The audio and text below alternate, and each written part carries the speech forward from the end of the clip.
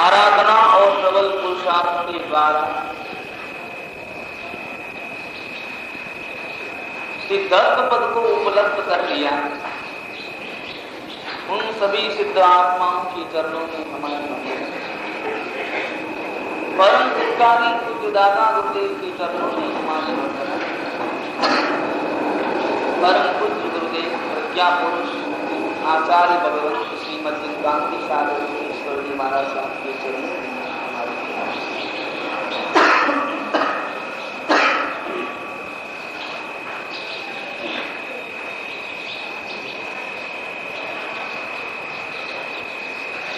अनंत उपकारी जिनेश्वर परमात्मा ने केवल ज्ञान की संपदा को उपलब्ध करने के पश्चात करुणा भाव से भरकर देशना दी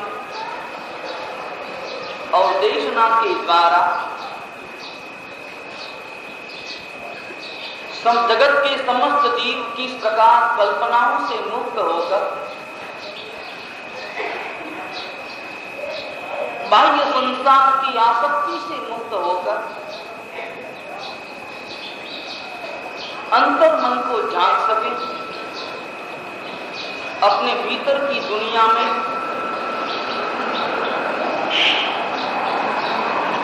अपने मन को टिका सके, भीतर के उन्मुक्त वातावरण में व्यक्ति का प्रवेश हो सके, व्यक्ति चेतना के द्वारा अपनी आत्मा के अवलोकन के द्वारा परमात्मा पद को उपलब्ध कर सके। इसी हेतु से परमात्मा ने देशना दी। हमारे जीवन का भी यही एकमात्र लक्ष्य है, यही एकमात्र उद्देश्य है, किस प्रकार हम स्वयं के भीतर में उतर सकें, किस प्रकार हम भीतर की गहराइयों को छू सकें, किस प्रकार अपने भीतर में डूबकर भीतर छिपे अनंत कोश को प्राप्त कर सकें। इसी लक्ष्य से जीवन को जीना है, इसी लक्ष्य से जीवन की गति को बढ़ाना है, इसी दिशा में जीवन की गाड़ी के पहियों को धकेलना है, ताकि हमारा जीवन वास्तविक जीवन बन सके, व्यर्थ की कल्पनाओं से मुक्त हो सके और उन क्रियाओं में जिन क्रियाओं का कोई प्रतिफल हमारे सामने नहीं आने वाला, हमें कुछ भी जहां मिलने की संभावना नहीं, उन क्रियाओं की स्वयं के जीवन को न गुजारें और स्वयं के भीतर की ओर उतरने के लिए हम पुरुषार्थ कर सकें, प्रयत्न कर सकें। जीवन में इसी उद्देश्य की प्रतिष्ठा करनी है। जीवन की हर क्रियाएं न केवल चिंतन में बल्कि स्वयं के आचरण में भी इसी उद्देश्य को प्रतिष्ठापित करना है। स्वयं का आचरण भी चिंतन के आधार पर, परमात्मा की देशना के आधार पर हमारा बन जाए तो उन क्रियाओं के द्वारा, उस आचरण के द्वारा हम स्वयं के भीतर में उतर सकते हैं, अपने आप को जान सकते हैं। लेकिन हमारी सारी क्रियाएं केवल बाहर से संबंधित हैं। हमारे सारे भाव, हमारे मन के भाव, मन की विचारधारा, विचार तंतु केवल बाहर की दुनिया में भटकते हैं, वहीं दौड़ते हैं, बाहर की गाड़ी में बैठे हैं और भीतर की यात्रा करने का चिंतन कर रहे हैं। किस प्रकार से यह संभव हो सकेगा? संसार की गाड़ी में बैठ करके मोक्ष की यात्रा का प्रारंभ किस प्रकार किया जा सकेगा? संसार की क्रियाओं में रातों दिन हमारा पूरा मन डूबा है और फिर भी यदि हम परमात्मा प्राप्ति का चिंतन करें, फिर भी हम यदि आत्म गुणों को उपलब्ध करने का विचार करें, किस प्रकार से यह संभव हो सकेगा? परमात्मा तत्व को उपलब्ध करने के लिए हमें उसी गाड़ी में बैठना होगा, उसी दिशा में प्रयाण करना होगा, उन्हीं क्रियाओं में अपने पुरुषार्थ को प्रकट करना होगा, तभी हम स्वयं के भीतर में उतर सकते हैं, जान सकते हैं।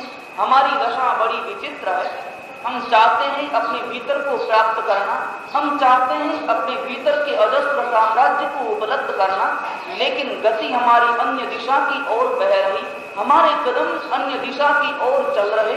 हम किस प्रकार इस गति में, इस दिशा में और अपने इस लक्ष्य में तालमेल बिठाएंगे? दोनों में आपस में सामंजस्य बिठाना होगा, तालमेल बिठाना होगा।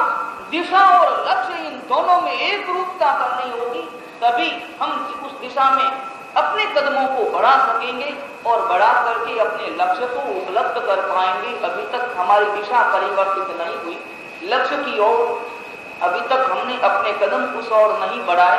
एक बार यदि हमारी दिशा बदल जाए, अपने भीतर की ओर उतरने का हम पुरुषार्थ प्रारंभ कर दें, तो अपने भीतर का साम्राज्य हमारे सामने उपस्थित हो जाए। अभी तक हमने अपने जीवन में, जीवन के क्रियाकलापों में, जीवन के उपक्रमों में कोई परिवर्तन नहीं किया। जीवन के सारे उपक्रम संसार से संबंधित हैं, सारे उपक्रम बाहर से संबंधित हैं, बाहरी सुख सुविधाओं से संबंधित है। स्वयं के अंतर की ओर झांकने का अभी तक हमने कोई पुरुषार्थ नहीं किया और हम दिशाहीन से, लक्ष्यहीन से एक दिशा से दूसरी दिशा में, इधर से उधर व्यर्थ में भटक रहे हैं, अटक रहे हैं और हम स्वयं के भीतर को उपलब्ध नहीं कर पाते। हमारी दशा बिल्कुल ऐसी ही है। एक 12 वर्ष का बालक दोपहर के समय में, दोपहर के 2 या 3 बजे होंगे और अपने घर के आंगन में खेल रहा, एक दिशा से दूसरी दिशा की ओर दौड़ रहा, बड़ी देर से वह खेल रहा, किसी एक चीज को पाने के पुरुषार्थ में, एक चीज को पाने की इच्छा को लेकर वह इधर से उधर दौड़ रहा। मां ने पूछा कि तुम्हें क्या चाहिए, तुम क्यों इधर से उधर दौड़ रहे हो, भाग रहे हो, तुम्हें क्या चाहिए, कौन सी वस्तु चाहिए? बड़ी देर से मैं देख रही हूं, तुम कभी इधर दौड़ते हो, कभी उधर दौड़ते हो, कभी इस दिशा की ओर प्रस्थान करते हो, बड़े बेचैन हो जाते हो, तुम्हारा चेहरा पसीनों से भीग गया, तुम स्वयं सांसें फूलने के कारण इतने थक गए मालूम पड़ते हो, तुम्हें क्या चाहिए वह मुझे बता दो, मैं तुम्हें वह चीज उपलब्ध करके दूंगी।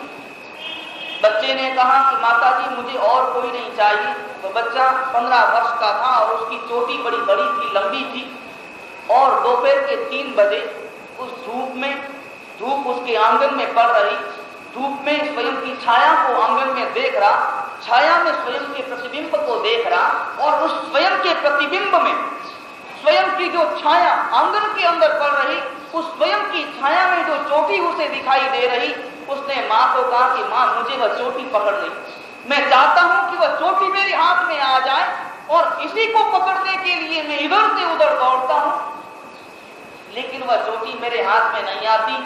मुझे लगता है कि वह चोटी मुझसे सिर्फ 3 फीट दूर है और जो ही मैं उस दिशा में अपने कदम बढ़ाता हूं, वह चोटी और ज्यादा आगे बढ़ जाती है। मैं उस चोटी को पकड़ लेना चाहता हूं, कैसे उस चोटी को पकड़ूं? मां भी बड़ी हैरान हुई, परेशान हुई। वह छाया धूप में, खिली धूप में आंगन के अंदर पड़ रही उसकी छाया और उस छाया में दिखाई दे रही उसकी लंबी चोटी, उसको वह कैसे पकड़े? मां ने कहा कि तुम जरा इस कोण से इस दिशा में दौड़ो, मगर फिर भी वह नहीं पकड़ सका अपनी चोटी। अब छाया की चोटी को कैसे पकड़ेगा, क्योंकि छाया कोई अलग पदार्थ नहीं, स्वयं की ही प्रति छाया है। स्वयं चलेगा, छाया चलेगी, स्वयं दौड़ेगा, छाया दौड़ेगी, स्वयं भागेगा, छाया भी दौड़ने लगेगी, भागने लगेगी। उस छाया में आई हुई चोटी को वह कैसे पकड़े, किस प्रकार पकड़े? बड़ा परेशान हुआ, हैरान हो गया, लेकिन उसने निर्णय कर लिया कि मुझे इस चोटी को तो पकड़ना ही है। ये प्रकार जब तक वह चोटी हाथ में न आ जाए, मैं अपने मन में एक तरह का हीन भाव महसूस करूंगा कि मैंने इसे पकड़ने का लक्ष्य निर्धारित किया और अभी तक मैं पकड़ नहीं सका। मैं अपने मन से अपने आप को एक तरह से हारा हुआ महसूस करूंगा। मां को कहा कि जब तक मैं चोटी को नहीं पकड़ूंगा मैं खाना नहीं खाऊंगा, मुझे चोटी ये प्रकार पकड़नी ही है। बड़ा परेशान हुआ, घंटा 2 घंटा घूमता रहा, परेशान होता रहा, उसके पीछे पीछे दौड़ता रहा, लेकिन दौड़ते रहने से वह चोटी उसके हाथ में न आ सकी। थोड़ी ही देर बाद एक व्यक्ति का आगमन हुआ। उस व्यक्ति ने पूछा उस बच्चे से कि मैं भी बड़ी देर से बाहर से देख रहा हूं कि तुम इधर से उधर घूम रहे हो, क्या परेशानी है? किस वजह से तुम इतने परेशान हुए जा रहे हो, क्या कारण है, तुम मुझे बताओ। उस बच्चे ने कहा कि चाचा जी और कोई बात नहीं, मुझे ये चोटी पकड़नी है। चोटी पकड़ने के लिए मैं इतना पुरुषार्थ कर रहा हूँ, दौड़ रहा हूँ, मगर वह मेरे पकड़ में नहीं आती, मुझे कोई आप उपाय बता दीजिए। उस चाचा ने कहा कि ये कौन सी बड़ी बात है, तुम्हें चोटी पकड़नी है, वह छाया वाली चोटी तुम्हें पकड़नी है। उस चाचा ने, उस अंकल ने उस बच्चे का हाथ अपने हाथ में लिया और उस बच्चे के हाथ को खींच करके उसकी स्वयं की चोटी तक ले गया, स्वयं की चोटी उसके हाथ में पकड़ा दी और कहा कि देख ले बच्चे, उस छाया में चोटी पकड़ में आ गई कि नहीं आ गई। अब स्वयं ने चोटी पकड़ ली, उसी की छाया वहां पर पड़ रही थी, स्वयं ने चोटी पकड़ ली तो छाया की चोटी भी उसके हाथ में आ गई। बच्चा राजी हो गया, खुश हो गया। ध्यान रहे, असल में हम केवल छाया की चोटी पकड़ने के लिए उसके पीछे दौड़ते हैं। उसके पीछे कितना भी हम दौड़ ले, घंटों दौड़ ले, महीनों दौड़ ले, वर्षों दौड़ ले, पुरुषार्थ हम करेंगे, हम थक जाएंगे, परेशान हो जाएंगे, हमारी एनर्जी वेस्ट हो जाएगी, हमारी ऊर्जा खत्म हो जाएगी, लेकिन उस चोटी को नहीं पकड़ पाएंगे। छाया की चोटी को पकड़ने के लिए हम कितना भी पुरुषार्थ करें, हमारा सारा पुरुषार्थ व्यर्थ चला जाएगा। उसे पकड़ने के लिए हमें स्वयं की चोटी को पकड़ना होगा। स्वयं की चोटी यदि हमारे हाथ में आ जाए, छाया की चोटी अपने आप हमारे हाथ में आ जाएगी। स्वयं के भीतर का मन यदि हमारे पकड़ में आ जाए, अपने भीतर में उतरने का प्रयास करें, हम केवल बाहर जो छाया है, बाहर संसार की जो छाया है, कल्पित छाया है, ब्रह्मपूर्ण छाया है, जाली छाया है, बस उसे पकड़ने के लिए सारा पुरुषार्थ करते हैं, सारा जीवन बिताते हैं, सारा जीवन गंवाते हैं, लेकिन स्वयं को पकड़ने के लिए पुरुषार्थ नहीं करते। यदि उस दिशा में हमारा पुरुषार्थ प्रारंभ हो जाए तो निश्चित रूप से स्वयं के ऊपर अपनी पकड़ स्थापित हो जाए, हम स्वयं के मालिक बन जाएं, हम स्वयं के सम्राट बन जाएं, हम स्वयं के अपने भीतर के अपने अंतर गुणों के मालिक बन जाएं। हम बाहर के जो हमारे नहीं है, जो संपत्ति हमारी नहीं, जो संपदा हमारी नहीं, केवल उसके मालिक होने के लिए दौड़ते हैं, हम पर के मालिक होने के लिए दौड़ते हैं। और इसी कारण से इतनी सारी आपादापी है, इसी कारण जीवन में इतनी अशांति है, इतनी बेचैनी है। हम यदि स्वयं के मालिक होने का प्रयास करें तो मालिक बन जाएंगे। जरा चिंतन करें, हम अपनी चीज को छोड़ करके, अपने भीतर की चीजों को छोड़ करके हम पराई चीजों की ओर ललचाई नजरों से देखते हैं, पराई चीजों को प्राप्त करने के लिए पुरुषार्थ करते हैं। यदि थोड़ा सा पुरुषार्थ भी स्वयं को प्राप्त करने के लिए हो जाए, अपने स्वयं के मालिक होने के लिए यदि हमारा पुरुषार्थ प्रारंभ हो जाए तो निश्चित रूप से हम स्वयं के भीतर के मालिक बन जाएं, अपने आप की हम सम्राट बन जाएं, अपनी स्थिति के हम मालिक बन जाएं, अपने भावों के हम मालिक बन जाएं। लेकिन उसके लिए मैंने प्रारंभ में कहा, संसार की गाड़ी में बैठ करके कभी भी मोक्ष की यात्रा नहीं की जा सकती। उसके लिए उसी प्रकार की गाड़ी में, उसी दिशा की ओर जा रही गाड़ी में हमें अपने आप को बैठना होगा। देवचंद्र जी महाराज ने बड़ी सुंदर बात कही, प्रीति अनंती पर सकी से तोड़े से जोड़े। उन्होंने कहा कि वही व्यक्ति परमात्मा तत्व को उपलब्ध कर सकता है। प्रेम का आधार बदल जाए, चिंतन का आधार बदल जाए। प्रेम का आधार हमने संसार को बना के रखा है, प्रेम का आधार हमने पर द्रव्यों को बना करके रखा है। हमारी आसक्ति पर द्रव्यों के प्रति है, पर पदार्थों के प्रति है। हमारा प्रेम पर पदार्थों के प्रति है, वह मिट जाए, वह हट जाए। प्रेम का आधार जो पर पदार्थ बने हुए हैं, आसक्ति का आधार, हमारे दृष्टिकोण का आधार, हमारे चिंतन का आधार जो पर पदार्थ बने हुए हैं, वहां से यदि हमारी दिशा मुड़ जाए, घूम जाए और हमारा मन, हमारा प्रेम, हमारी विचारधारा का आधार यदि परमात्मा बन जाए, स्वयं की आत्मा बन जाए, स्वयं की आत्मा के गुण आ जाए, बन जाए, तो निश्चित रूप से वही व्यक्ति अपने भीतर के तत्व को उपलब्ध कर सकता है और वही व्यक्ति परमात्मा के साथ अपने आप को जोड़ सकता है, परमात्मा के तारों के साथ अपने भीतर का संगीत उपस्थित कर सकता है। वही व्यक्ति अपने भीतर में प्रवेश कर सकता है। लेकिन हमारी दशा तो बड़ी विचित्र है, हम केवल कल्पनाओं के पीछे भागते हैं। ये सारे के सारे पर पदार्थ हमारे अपने नहीं, निजी नहीं, वह केवल कल्पित है। हम मानते हैं कि हमारे हैं, लेकिन हम निश्चित रूप से जाने कि वो हमारे नहीं हैं, वो कल्पित पदार्थ हैं। लेकिन हम कल्पनाओं की, समस्याओं के बारे में ही चिंतन करते हैं, कभी स्वयं की समस्या के बारे में नहीं सोचते। सुबह सुबह उठते हैं, ब्रह्म मुहूर्त में जागृत होते हैं और उसी समय विचारधारा हमारे मस्तिष्क में प्रवाहित हो जाती है।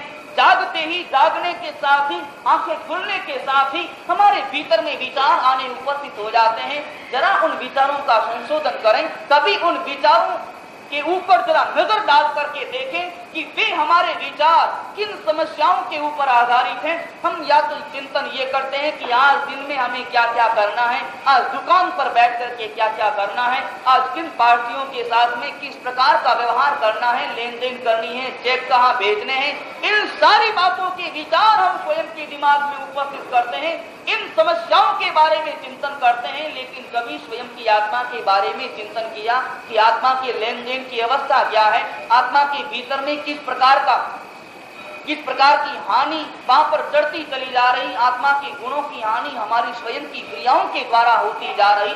कभी सुबह सुबह ब्रह्म मुहूर्त में उठ करके हम स्वर समस्याओं के बारे में चिंतन करते हैं, व्यर्थ की समस्याओं के बारे में विचार करते हैं, संसार के बारे में विचार करते हैं, लेकिन कभी सुबह सुबह उठ करके स्वयं की आत्मा के बारे में विचार किया, यथार्थ समस्या के बारे में विचार किया, कल्पनाओं की समस्याओं के बारे में चिंतन करते हैं। एक बार मिस्टर जटाशंकर और घटाशंकर रेल के अंदर बैठे हुए थे, ट्रेन के अंदर बैठे हुए थे, थर्ड क्लास डिब्बे के अंदर सवार थे, जा रहे थे एक गांव से दूसरे गांव की ओर। सुबह सुबह 10 बजे का लगभग का वो समय था और उस समय में वो दोनों खिड़की के पास में बैठे थे। रेल के पास में जो खिड़की थी, उस खिड़की के पास में दोनों की सीटें थी और वहीं पर बैठे हुए थे। वो रेलगाड़ी इस तरह की थी, वो जो खिड़की थी लकड़ी का फ्रेम लगा हुआ था, लेकिन उसके भीतर से कांच नदारत था। उस लकड़ी के फ्रेम में कांच गायब था, कांच वहां पर था ही नहीं, लकड़ी का केवल फ्रेम था। मिस्टर जटाशंकर ने तुरंत उस फ्रेम को बंद कर लिया, खिड़की को खींच लिया और खिड़की बंद कर दी। जटाशंकर ने कहा कि भाई साहब आपने खिड़की बंद क्यों करी? उसने कहा कि मुझे बड़ी सर्दी लग रही है, बड़ी हवा आ रही है, खिड़की जरा बंद कर दी जाए तो हवा आनी बंद हो जाएगी। बड़ी विचार में पड़े, आसपास के लोग भी सुन रहे, वो बड़े विचार में पड़े कि इनकी समस्या भी बड़ी गजब की है। अब खिड़की केवल फ्रेम की बनी हुई है, कांच बिल्कुल नहीं है, वो बंद हो कि खुली हो हवा तो वैसी ही आएगी, हवा तो जरा भी आनी बंद हो नहीं सकती। जटाशंकर ने जवाब दिया मुझे बड़ी सर्दी लग रही है, इसलिए मैं खिड़की को बंद कर देना चाहता हूँ, खिड़की बंद हो जाए हवा आनी बंद हो जाएगी। इतने में मिस्टर घटाशंकर उठे, आसपास के लोग इनकी बातों का बड़ा आनंद लिए जा रहे। घटाशंकर ने कहा कि नहीं नहीं, मुझे बड़ी गर्मी लग रही है, मैं खिड़की खोल करके रखूंगा, मुझे इतनी गर्मी लग रही, पसीना पसीना हो रहा हूँ। खिड़की खोल दी। मिस्टर जटाशंकर को ताव आ गया, गुस्सा आ गया। उसने कहा कि भाई ये रेल तुम्हारे घर की नहीं है, मैंने भी टिकट ली है, मैं भी बराबर का मालिक हूँ, बराबर का हकदार हूँ, मुझे सर्दी लग रही है, ये कह करके वापस उसने खिड़की बंद कर दी। दोनों के अंदर रस्साकसी प्रारंभ हो गई। दोनों ने इस बात को अपने मान का प्रश्न बना लिया, प्रेस्टीज पॉइंट बना लिया। एक खिड़की बंद करे, दूसरा खिड़की खोले और तर्क उनका बड़ा विचित्र। एक कहता है मुझे बड़ी सर्दी लग रही इसलिए मैं खिड़की को बंद करके रखूंगा, दूसरा कहता है कि मुझे बड़ी सख्त गर्मी लग रही, मैं खिड़की को खोल करके रखूंगा। वहां पर टीटी साहब का आगमन हुआ। उसने जब बड़ी देर से इस तरह की बात देखी तो खिड़की एक बंद कर रहा है, एक खोल रहा, बंद कर रहा, खोल रहा, बंद खुली, इसी तरह की क्रिया वहां पर देखी। उस टीटी ने कहा कि भाई साहब बात क्या है, क्यों अपना गुस्सा इस रेलवे की संपत्ति के ऊपर डाल रहे हो, टाल रहे हो, क्या बात है, किस प्रकार की समस्या है तुम्हारी? मिस्टर जटाशंकर ने कहा कि टीटी साहब ये मानता ही नहीं, मुझे बड़ी सर्दी लग रही है और मैं चाहता हूं कि ये खिड़की बंद हो जाए और इसीलिए मैं खिड़की बंद करता हूं। उसने कहा मुझे बड़ी गर्मी लग रही है और इस कारण से मैं खिड़की खोलता हूं। टीटी ने जो खिड़की की ओर नजर डाली वो बड़ा परेशान हो गया। टीटी ने कहा कि अब ये खिड़की बंद हो कि खुली हो इससे क्या फर्क पड़ने वाला है, केवल लकड़ी की फ्रेम में भीतर से कांच तो नदारद है, तुम लाख बंद कर लो हवा तो वैसी ही आएगी और बंद रह भी जाए तो भी हवा तो वैसी ही आएगी। कल्पनाओं की समस्या है। उन्होंने ये नहीं समझा कि हवा आना या न आना, अब ये लकड़ी की फ्रेम है, बंद करें चाहे न करें, इससे उसमें कोई अंतर आने वाला नहीं, कोई परिवर्तन होने वाला नहीं।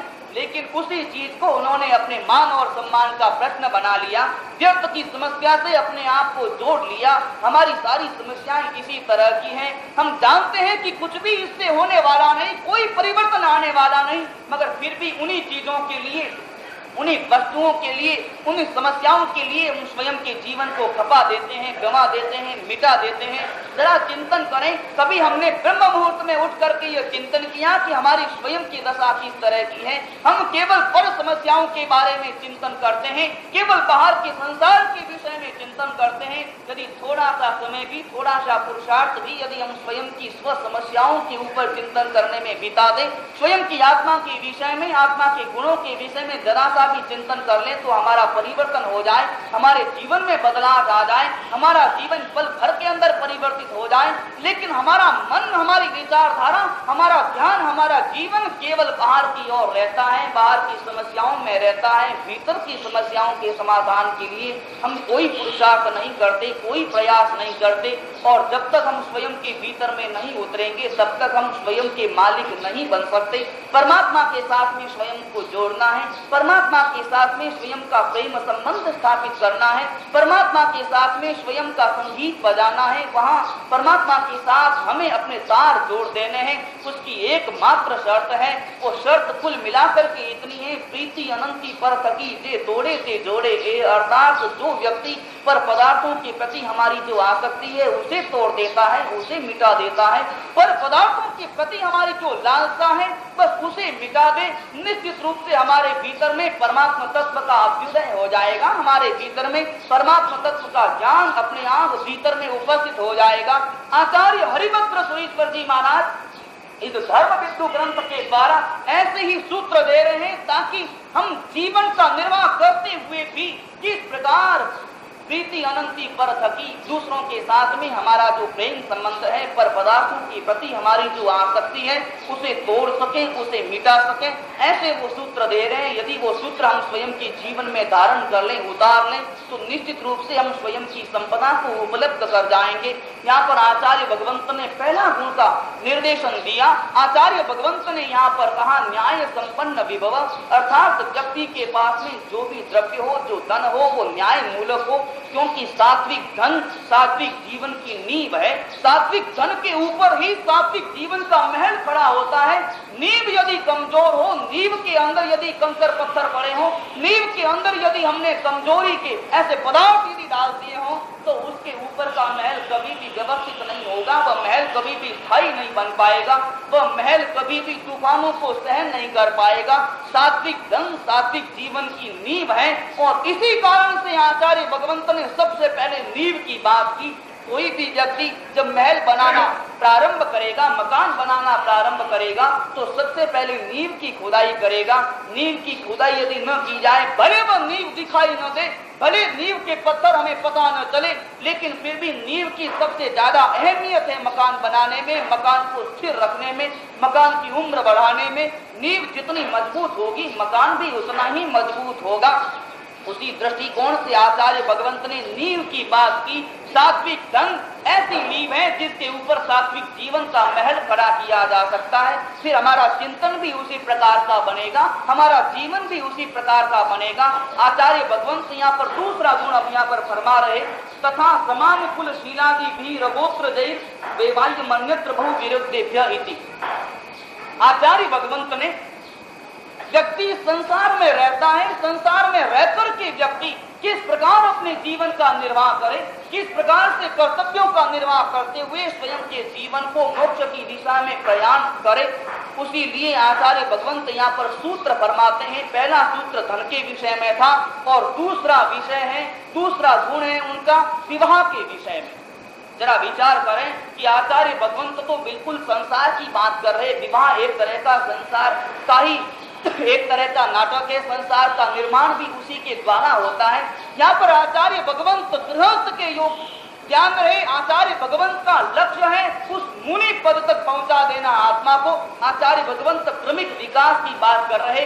जो व्यक्ति मुनि पद तक नहीं पहुंच सकता, जो व्यक्ति छठे गुण साधक तक नहीं पहुंच सकता, कमजोर है, अभी तक संसार के प्रति आसक्ति है, उस व्यक्ति के लिए सामान्य गृहस्थ की भूमिका को उपलब्ध करने के सूत्र आचार्य भगवंत फरमा रहे। जो व्यक्ति मुनि पद को प्राप्त न कर सके, न धारण कर सके, कमजोर हो, व्यक्ति के भीतर में इतनी आचार निष्ठा नहीं हो, उस व्यक्ति व्यक्ति के लिए आचार्य भगवंत यहाँ पर विवाह की बात करते हैं कि व्यक्ति विवाह किसके साथ में करे, किस प्रकार से करे, किस प्रकार से उसका निर्धारण हो। यहाँ पर आचार्य भगवंत बड़ी महत्वपूर्ण बात कर रहे हैं। उदयपुर के अंदर जब हमारा चातुर्मास था, आचार्य भगवंत की निश्रा में उस समय में एक प्रेस कॉन्फ्रेंस हुई थी। उस प्रेस कॉन्फ्रेंस के अंदर बड़े विचित्र विचित्र सवाल पूछे गए। पत्रकार तो कई तरह के होते हैं, कई प्रकार के उनके सवाल वगैरह होते हैं, कई तरह के नजरियों से वे सवाल पूछा करते हैं, कई तरह के सवाल पूछे गए। एक पत्रकार ने बड़ा विचित्र सवाल किया, मेरे सामने सवाल किया कि अंतरजातीय विवाह के बारे में आपकी क्या मान्यता है।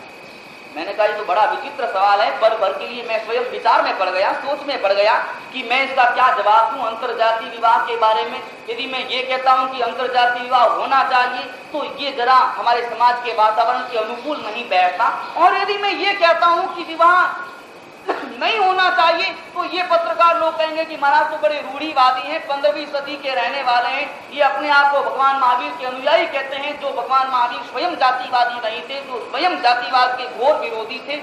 ये किस तरह की बात उन्होंने सवाल मुझसे किया। मैं बड़ा विचार में पड़ा कि इसका जवाब मैं क्या दूं, किस प्रकार का मैं जवाब दूं।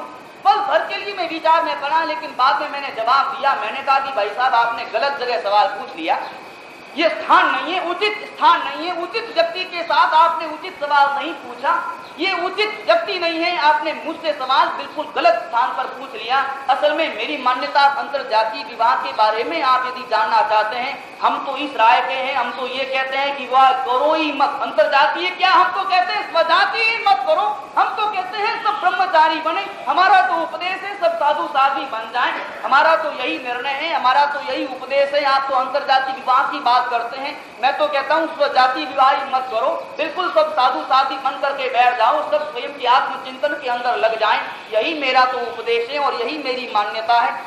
यहाँ पर आचार्य भगवंत विवाह के विषय में बड़ी महत्वपूर्ण बात कर रहे हैं।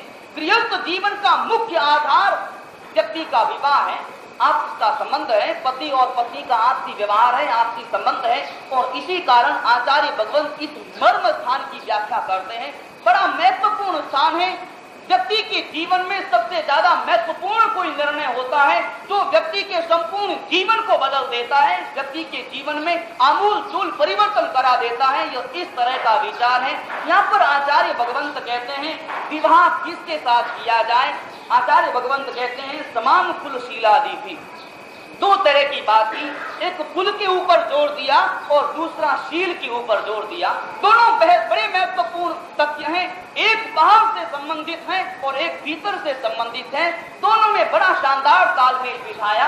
आचार्य भगवंत कहते हैं समान कुल और समान शील, अर्थात जिसका कुल भी समान हो और जिसका शील अर्थात आचरण अर्थात आचार भी जिसका समान हो, आचार की प्रतिष्ठा हो और कुल की भी प्रतिष्ठा हो, ऐसे के साथ में विवाह संबंध होना चाहिए। यहाँ पर आचार्य भगवंत बड़ी महत्वपूर्ण बात कर रहे हैं। गृहस्थ जीवन की रीढ़ है विवाह। यदि मान लो पत्नी उस प्रकार की हो, स्वयं खानदानी हो अथवा स्वयं जैन दर्शन के अनुरूप हो, जिसने आचार को स्वयं के जीवन में महत्वपूर्ण स्थान दिया हो, यदि ऐसा पात्र स्वयं के जीवन में आता है, स्वयं के घर में आता है, तो न केवल स्वयं को बदल देता है बल्कि सारे घर को भी बदल देता है, आने वाली पीढ़ियों तक को बदल देता है। और इसी कारण से आचार्य भगवंत विवाह के ऊपर जोर दे रहे हैं। किसी तरह इस तरह का विवाह नहीं होना चाहिए कि हमारा आचरण बिल्कुल दूसरा हो और आने वाले पात्र का आचरण यदि दूसरा होगा तो निश्चित रूप से उनमें खटपट होगी। एक तरह से यह भी संभव है कि उसके कारण हमारा स्वयं का आधार बदल जाए, हमारा स्वयं का जीवन बदल जाए, स्वयं का आचरण यदि हमारा परिवर्तित हो जाए, बदल जाए। आचार्य भगवंत कहते हैं स्वयं के जीवन को व्यवस्थित चलाने के लिए, स्वयं के जीवन को आचार की दिशा में, स्वयं के जीवन को नैतिकता की दिशा में अपनी गाड़ी को ले जाने के लिए उनके पात्र भी, सहयोगी पात्र भी ऐसा ही होना चाहिए ताकि वह भी उसका सहयोग दे सके। और इसी कारण परमात्मन भगवंत महावीर ने पत्नी के लिए बड़ा शानदार एक उपमा उन्होंने प्रस्तुत की। परमात्मन कहते हैं धम्म सहाया, पत्नी को उन्होंने बड़ा शानदार विशेषण दिया, अर्थात धर्म की सहायिका, जो अपने पति को भी धर्म की दिशा में मोड़ सके, धर्म की दिशा में ले जा सके। इस तरह का विवाह आचार्य भगवंत यहाँ पर कहते हैं इस तरह का यदि विवाह हो तो उनका गृहस्थ जीवन भी धर्म बन जाए, उनका गृहस्थ जीवन केवल भोग के अंदर लिपट करके न रह जाए, केवल उनका गृहस्थ का जीवन सांसारिक न रह जाए, बल्कि उनका जीवन भी धर्ममय बन जाए, अध्यात्ममय बन जाए। और इसी कारण आचार्य भगवंत बड़ी महत्वपूर्ण बात कर रहे हैं। हम जरा चिंतन करें, हम जरा इसे व्यवहारिक दृष्टिकोण से देखें। आचार्य भगवंत कहते हैं समान कुलशील। कुल का अर्थ है बाहर से संबंधित, बाहर का उसका खानदान किस प्रकार का है, उसका गोत्र क्या है, उसका कुल क्या है, जाति क्या है, ये सारी चीजें बाहर से संबंधित हैं। और दूसरा उन्होंने विशेषण उपयोग में लिया शील का। शील शब्द का अर्थ होता है आचरण, अर्थात उसका आचार भी उस प्रकार का होना चाहिए। आचार यदि व्यवस्थित होगा तो हमारा जीवन भी व्यवस्थित बन जाएगा। हमारे जीवन में यदि वो पात्र आएगा तो हमारे जीवन में भी इसी तरह से परिवर्तन आ जाएगा। और न केवल हमारा बल्कि पूरे घर का, बाल बच्चों का, सारी पीढ़ी का जीवन बदल जाएगा और सारी पीढ़ी धर्ममय बन जाएगी।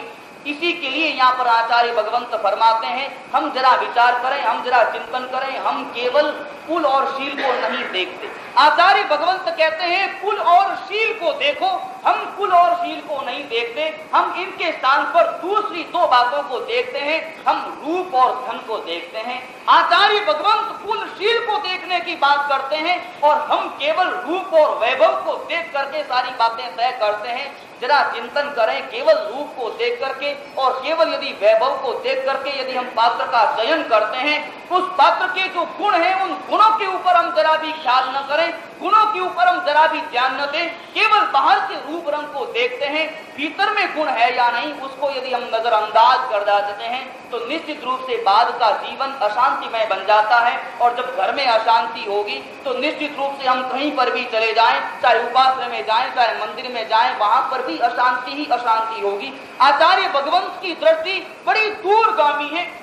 आचार्य भगवंत विचार करते हैं कि व्यक्ति के जीवन में शांति तभी आ सकती है, मंदिर के अंदर पूजा कर रहा है, व्यक्ति का मन पूजा में तभी लगेगा जब उसके घर में भी शांति होगी। व्यक्ति का मन प्रवचन श्रवण करने में तभी लगेगा, व्यक्ति का मन कायोत्सर्ग की अपूर्व अवस्था में, समाधि अवस्था में तभी पहुंच पाएगा जब स्वयं के जीवन में, स्वयं के घर में, घर के वातावरण में उसे शांति मिलेगी। और शांति तभी मिलेगी जब गुणवान पात्र का सहयोग होगा। गुणवान पात्र का सहयोग न हो, आंतरिक गुणों को यदि हम महत्व नहीं देंगे तो घर के अंदर अशांति होने ही वाली है। वर्तमान की स्थिति तो बड़ी विचित्र है। एक व्यक्ति पुराने समय के अंदर गया, अपने बेटे का विवाह उसे करना था। मिस्टर जटाशंकर किसी और गांव के अंदर चला गया और हुआ ये था कि उसका जो लड़का था वो एक आंख था काना। अब गाने से कौन अपनी लड़की का विवाह करे, बड़ी परेशानी होगी, बड़ी समस्या हो गई। और आसपास गांवों के अंदर तो प्रचार था ही कि मेरा इसका बेटा काना है।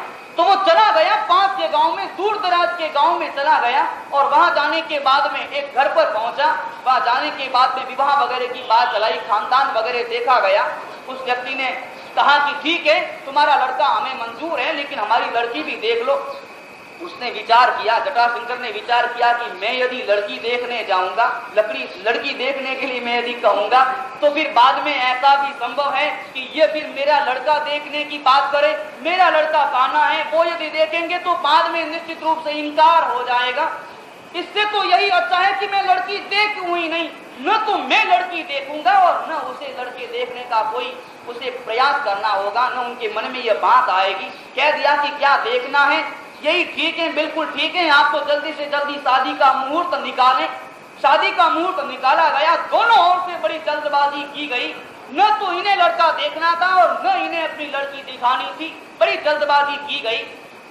जिस समय में विवाह के लिए घोड़े पर बैठ करके वहां पर पहुंचा, बारात लेकर के ससुराल के देहरी तक पहुंचा और उस समय में साफा वगैरह ऐसा बांधा था ताकि उसकी एक आंख ढक जाए, ऊपर फूल वगैरह लटका दिए थे, कुछ मालाएं वगैरह लटका दी थी ताकि पता न चले कि यह काना है। विवाह हो जाएगा, बाद में कुछ भी हो जाए, विवाह होने के बाद में क्या है, फिर तो बींद गया तो मोती है, फिर बाद में तो कोई परिवर्तन होने वाला नहीं। विवाह के लिए वहां पर उपस्थित किया गया, कन्या भी आ गई, बैठ गई। अब फेरे लगने का समय आ गया, विवाह का विधान प्रारंभ हो गया, ओम स्वाहा पंडित ने कहना शुरू हो गया। अब उसके बाप के हृदय में हर्ष नहीं समा रहा, मन में बड़ा डर था कि कहीं बात खुल जाए, कहीं इसके काणत्व का पता चल जाए और कहीं इनकार हो जाए, बीच में कोई भग्न आ जाए, अशांति फैल जाए। इसलिए मन में बड़ा डर था। मगर जो ही विवाह की वेदी पर बैठ गए, मंत्रोच्चारण प्रारंभ हो गया, उस समय में हथलेवा भी हो गया तो मन के अंदर अपार खुशियों का साम्राज्य छा गया। विचार किया कि बस अब तो कोई चिंता नहीं, सारी चिंताएं मिट गई, अब तो विवाह हो गया। और एक तरह से इतनी खुशी मन में आई कि वह तुरंत बोल उठा। खुशी को अपने भीतर में दबा करके नहीं रख सका। खुशी को अभिव्यक्त करते हुए वो कहने लगा कि गढ़ जीत्यो रे बेटा कहानियां, अरे बेटा कहानियां सुने तो गढ़ के ऊपर फतेह प्राप्त कर ली, विजय प्राप्त कर ली। लड़की का बाप भी वही बैठा हुआ था, उसने बात सुन ली, उसने भी विचार कर लिया, मन के अंदर समझ लिया कि बेटा कहना है और कह दिया है, मगर इसे अभी तक मेरी चालाकी का पता नहीं है। उसने तुरंत जवाब दिया। इसने कहा गढ़ जीत्यो रे बेटा कहानियां, उसने जवाब दिया खबर परसी उठानिया। अरे तुम्हारा बेटा तो काना ही है, मगर मेरी बेटी तो बिल्कुल पांगली है, जब वो उठेगी खोड़ी है, उठेगी तब पता चलेगा कि बेटी किस प्रकार की है। इस तरह के विवाह, अनमेल विवाह दोनों एक तरह की बात हो गई। वो पंडित जी ने जब ये सारी बातें सुनी, इधर तो काना था और इधर वो पंगु थी, दोनों ही बातें सुनी, तो तुरंत उसने भी मंत्र के अंदर अपना मंत्र मिला दिया, शास्त्र के मंत्र के अंदर अपनी बुद्धि का प्रयोग किया और प्रयोग करते हुए बोला कि दो घर बिगड़ता है एक घर बिगड़ा, ओम स्वाहा। अच्छा हुआ तो दोनों का मेल हो गए। यहाँ पर आचार्य भगवंत सावधान करते हैं, हम किस दृष्टि से इस तरह का गृहस्थ का जीवन निभाएं, गृहस्थ का जीवन जोड़े। आचार्य भगवंत कहते हैं समान कुल शीलादि भी, कुल और शील के ऊपर विशेष जोर देते हैं, क्योंकि यही तो सीढ़ियां हैं जो हमारे जीवन को धर्म की ऊंचाइयों की ओर हमें ले जाता है। यही तो ऐसी सीढ़ियां हैं जो हमें भीतर की यात्रा के प्रारंभ में सहायक बन जाती हैं। इन दोनों की ओर यदि हम ध्यान न दें, हमारा ध्यान वर्तमान का समय ऐसा आ गया, हम न तो कुल को देखते हैं न शील को देखते हैं, हम तो केवल बाहर के रूप को देखते हैं और या फिर वैभव धन को देखते हैं कि कहां से कितना धन आ रहा, कहां से 5 लाख आ रहा, कहां से 8 लाख आ रहा। इन दोनों बातों के ऊपर जोर देते हैं। यहाँ पर आचार्य भगवंत सावधान करते हैं, हमें सावधान करते हैं, हमारा जीवन का दृष्टिकोण किस प्रकार का बने। शील और कुल के ऊपर जोर दिया जाए, हमें चिंतन करना है, ब्रह्म मुहूर्त में उठ करके चिंतन करना है। ये सारी बातें ऊपर से देखने पर आपको सांसारिक लगती हैं, चाहे धन की बात हो, चाहे विवाह की बात हो, लगता है कि आचार्य भगवंत तो संसार की बात कर रहे हैं। लेकिन ये पता होना चाहिए कि संसार के द्वारा आचार्य भगवंत धर्म की सीढ़ियों के ऊपर जाता हुआ अंतिम छोर पर जो महल खड़ा है वहां की बात करते हैं। हम वहां तक कैसे पहुंचे, आचार्य भगवंत इन तत्वों का, इन सूत्रों का सहारा लेते हैं और हमारा हाथ पकड़ करके उसी महल की दिशा में हमारा प्रयाण करवाते हैं। हमें इन दो बातों के ऊपर नजर रखनी है, कुल और शील, इन दोनों बातों के ऊपर चिंतन करना है, न कि रूप और धन के ऊपर। इनकी ओर हम न देखें, कुल और शील की ओर देखें, ताकि जीवन शांतिमय बने, जीवन आराधनामय बने, जीवन धर्म के अंदर जो भी पात्र आए वो जीवन में धर्म में सहायक बन जाए, धर्म की ऊंचाइयों की ओर हमें ले जाने में और ज्यादा सहायक बन जाए।